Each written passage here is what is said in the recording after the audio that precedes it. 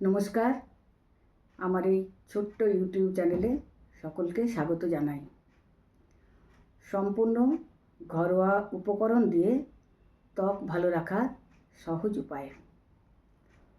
নিতে হবে চালের গুঁড়ো, বেসন, হলুদ, কফি, মধু, কাঁচা দুধ এবং দই। এগুলো আমি দেখিয়ে দিচ্ছি মিশিয়ে কিভাবে মেশাতে হবে এবং কিভাবে এই ঘরোয়া টোটকাটি তৈরি করতে হবে সেটা আমি দেখাচ্ছি। প্রথমে চালের গুঁড়ো নিয়ে নিলাম 4-5 চামচ। এই যেখানে চালের গুঁড়ো রয়েছে। চালের গুঁড়ো বাড়িতেও তৈরি করা যেতে পারে, আবার দোকান থেকেও কিনে নিয়ে আসা যেতে পারে। আতপ চালের গুঁড়োও হতে পারে, আবার সেদ্ধ চালের গুঁড়োও হতে পারে। চালের গুঁড়ো নিয়ে কোনো অসুবিধা নেই। প্রথমে নিয়ে নিলাম আমি 4 চামচ চালের গুঁড়ো। এরপর নিয়ে নিচ্ছি 2 চামচ বেসন। 2 চামচ বেসন নিয়ে নিচ্ছি। এরপর নিয়ে নিচ্ছি হলুদ গুঁড়ো। 1 চামচ হলুদের গুঁড়ো নিয়ে নিলাম। এরপর নিচ্ছি কফি।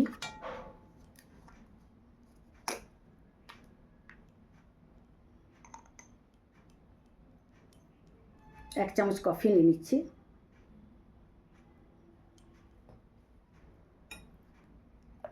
এগুলোকে খুব ভালো করে শুকনো অবস্থাতে মিশিয়ে নিতে হবে। এই যে খুব ভালো করে মিশিয়ে নিলাম।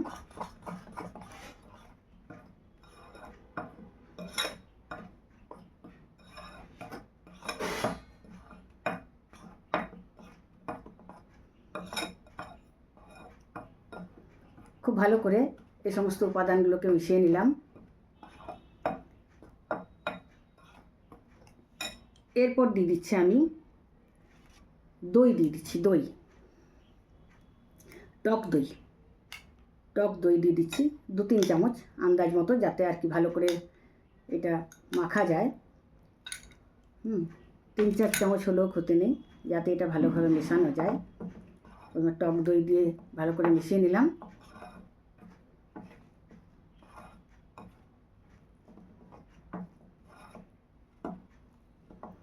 এরপর এর মধ্যে দিয়ে দিচ্ছি কাঁচা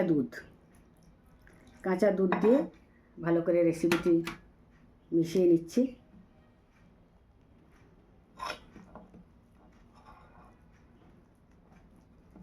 কাঁচা দুধ দিয়ে ভালো করে মিশিয়ে নিচ্ছি। যে সমস্ত উপকরণগুলো এর আগে দিলাম, চালের গুঁড়ো, বেসন, হলুদ, কফি, টক দই এবং দুধ দিয়ে মিশিয়ে নিলাম।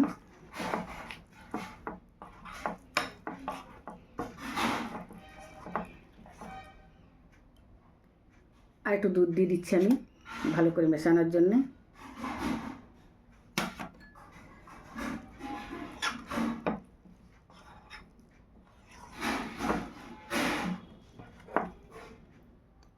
এরপর দিয়ে দিচ্ছি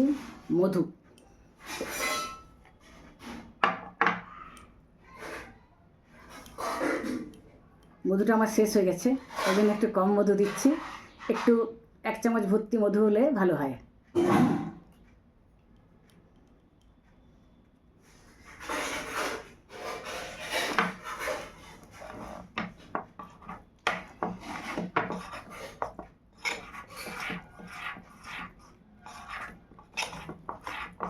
এই সব উপকরণগুলো দিয়ে ভালো করে মেশাতে হবে।